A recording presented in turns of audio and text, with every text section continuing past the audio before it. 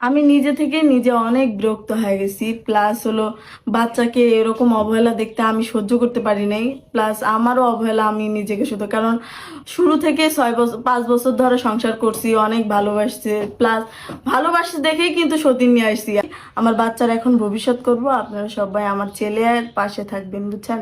কারণ এই সময় আর কেউ আমার পাশে নাই, আমার ফ্যামিলিও নাই, কেউ নাই, আমার সতীনও নাই।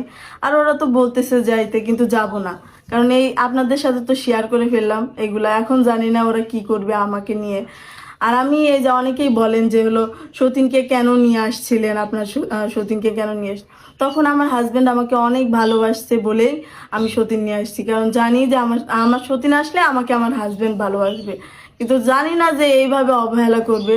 এইভাবে অবহেলার কারণে এই দশা হয়েছে আমার। আজকে আজকে আপনারা পাশে থাকবেন, আমার ছেলের পাশে থাকবেন, আমার পাশে থাকবেন।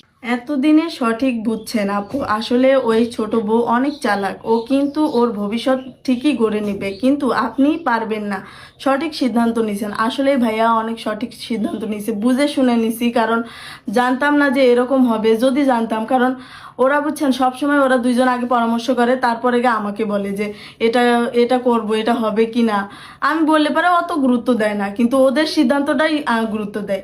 আমি যদি একটা জিনিস চাই ওদের কাছ থেকে, মনে করেন 2 সপ্তাহ 3 সপ্তাহ তারপরে গিয়ে আমাকে একটা জিনিস দেয়। তার আগে কোনো মানে আমার প্রতি যে একটা চাহিদা, আমার ছেলে যদি একটা জিনিস চায়, ওটার প্রতি আমার স্বামীরও কোনো গ্রাহ্য নাই। মনে করেন যে আমি তো ওভাবে কারো থেকে কোনো জিনিস ওভাবেও চাই না। তারপরেও একটা আছে না যে বাবার দায়িত্ব, এই দায়িত্বটা আমার হাজবেন্ড পালন করে না। নিজের ভবিষ্যৎ নিজে করো, বাচ্চাকে তো বড় করা লাগবে। আসলে বাচ্চাকে বড় করা লাগবে, এর জন্যই চলে আসছি সংসার থেকে। কারণ ওখানে বাচ্চা ঠিক মতো বড় হইতো না, আর অনেক অবহেলায় থাকতো। কারণ আমি ছোটবেলা থেকে অবহেলা থেকেই মানুষ হয়েছি। প্লাস আমার বাচ্চাও এরকম করে মানুষ হলে পরে আমার বাচ্চাও আমার মতোই ছোটবেলা থেকে অবহেলা পাবে। আর আমি ছোটবেলা তো অবহেলা পাইছি, আমি সংসার জীবনেও অবহেলা পাইতে পাইতে প্লাস এখনকার নিজেই চলে আসছি। আসার পরে এখন নিজের মতো থাকার চেষ্টা করবো। ফ্যামিলির কাছেও যাব না, আমার হাজবেন্ডের কাছেও যাব না, আমার সতীনের কাছেও যাব না। আর সবাই আমাদের পাশে থাকবেন, আমার বাচ্চা, যাতে আমাদের ভবিষ্যৎ আমরা সুন্দর করতে পারি। আপনাদের সাহায্য আমার বেশি জরুরি, বুঝছেন?